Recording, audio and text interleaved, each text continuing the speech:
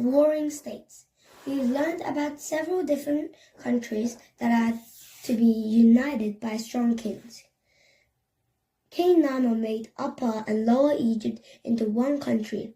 Over in Sumer, Sargon the Great united all the different fighting Sumerian cities into one country. And in India, the different cities were all independent until the Mauryan Empire united them all into one country. Exactly the same happened in China. China was ruled by strong warriors called warlords. Each warlord had its own separate strong warriors, separate kingdom and its own army. There were at least 6 strong warlords in ancient China, and at least different Chinese kingdoms. This time in China is called the period of warring states because China wasn't one country. It was a whole handful of different countries fighting with each other. And like Egypt, Sumer, and India, the warring states of China became part of one country. The warring state all the way to the east was called Qin, pronounced Qin. Its warlord, Qin Zheng, had an army with 1 million men in it. The other warring states didn't like the Qin. They thought the Qin people were barbarians, uncivilized people who didn't care about reading, writing, or art. But the Qin army was the strongest army in China. The Qin conquered the other warring states one at a time until Qin Zheng ruled all of China.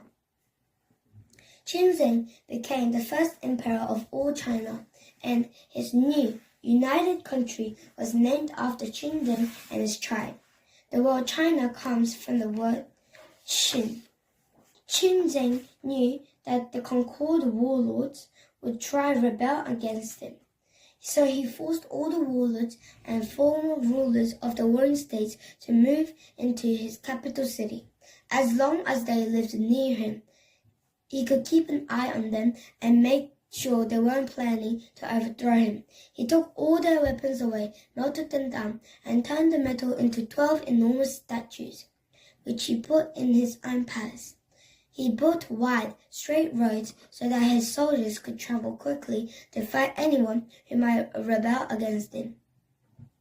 He executed anyone who might be planning treason. And because he was afraid that Chinese riders might encourage the Chinese people to get rid of him, he ordered thousands and thousands of books burned. Some of these books were printed, but many were written by hand. Calligraphers had spent years and years laboring over their pages.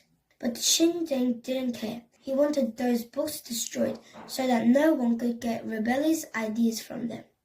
His prime minister even announced that anyone who discussed books in public would be executed in the marketplace. Qin Zheng kept his new empire together, but he used burning, destroying, and killing to keep his power.